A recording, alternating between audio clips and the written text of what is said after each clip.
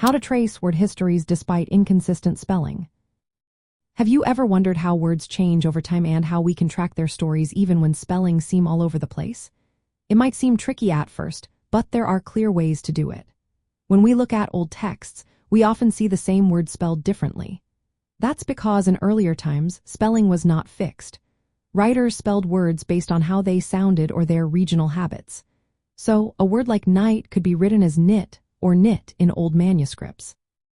To trace these words, we use spelling normalization.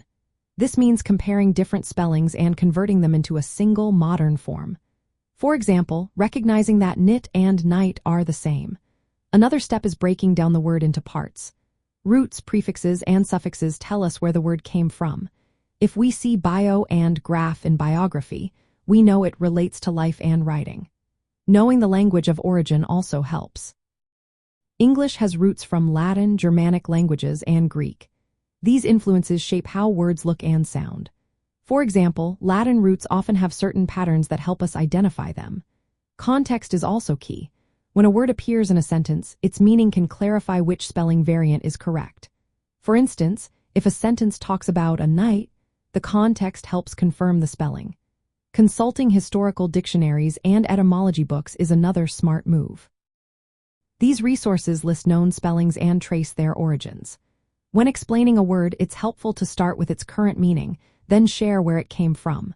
For example, the word knight comes from Old English senet, meaning a young servant or soldier.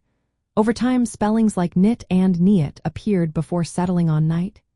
Using the word in a sentence like "the knight rode bravely into battle" shows how it is used today.